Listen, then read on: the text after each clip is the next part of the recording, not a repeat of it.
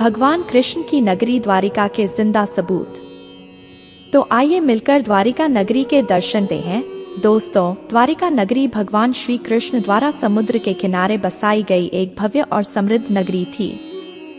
कहा जाता है कि द्वारका नगरी भगवान श्री कृष्ण के द्वारिका से प्रस्थान के कुछ समय बाद ही समुद्र में डूब गई थी। इस घटना के पीछे कई कारण बताए जाते हैं, जिनमें से कुछ प्रमुख हैं। ऋषियों का श्राप। जी हाँ, एक कथा के अनुसार द्वारका के ऋषियों ने वासुदेव को श्राप दिया था कि उनकी नगरी समुद्र में डूब जाएगी। श्रीमद् भगवद गीता के अनुसार कर्मफल का सिद्धांत इस घटना पर भी लागू होता है। द्वारका वासियों ने अनेक पाप किए थे, जिसके फलस्वरूप उन्हें अपनी नगरी का विनाश देखना पड़ा। द्वारका नगरी के डूबने से भगवान श्री कृष्ण और उनके भक्तों को गहरा दुख हुआ। यह घटना द्वारका युग के अंत का प्रतीक थी। आज द्वारका नगरी के अवशेष गुजरात के समुद्र तट पर पाए जाते हैं। पुरातत्वविदों का मानना है कि ये अवशेष द्वारका नगरी के डूबने की पुष्टि करते हैं। द्वारका नगरी का डूबना एक दुखद घटना थी, जिसने इतिहास में अपनी छाप छोड़ी। यह घटना हमें सिखाती है कि वैभव और भव्यता क्षणभंगुर है और हमें सदैव कर्मफल के सिद्धांत का ध्यान रखना चाहिए। इस रहस्य को अब महाभारत के अनुसार से भी जाना लेते हैं। महाभारत के 23वें और 34वें श्लोक के अनुसार जिस दिन कृष्ण 125 वर्षों के बाद आध्यात्मिक दुनिया में शामिल होने के लिए पृथ्वी छोड़ गए थे, उसी दिन शहर अरब सागर में डूब गया था और यही वह समय था जब कली युग की शुरुआत हुई थी। यह गुजरात के काठियावाड़ क्षेत्र में अरब सागर के द्वीप पर स्थित है। इस नगरी का धार्मिक, पौराणिक एवं ऐतिहासिक महत्व है।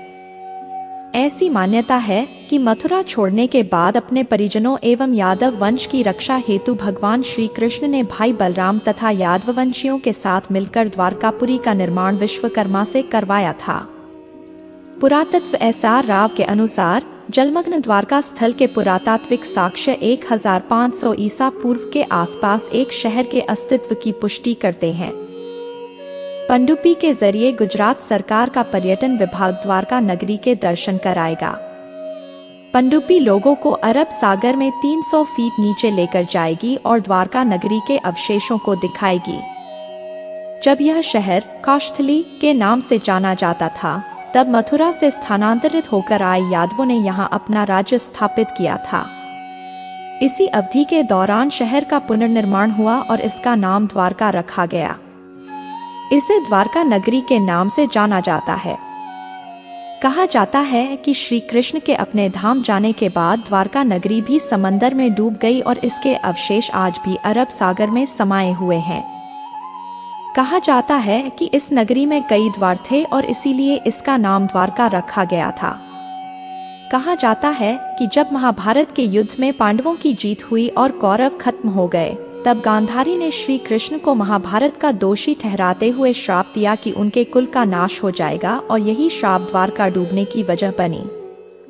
भगवान श्री कृष्ण की द्वारका नगरी के दर्शन अभी पनडुब्बी में बैठ कर सकते हैं। सो दोस्तों, आज के लिए बस इतना ही। ऐसे ही ज्ञानवर्धक वीडियो पाने के लिए लाइक और फॉलो जरूर करें। जय श्री कृष्ण।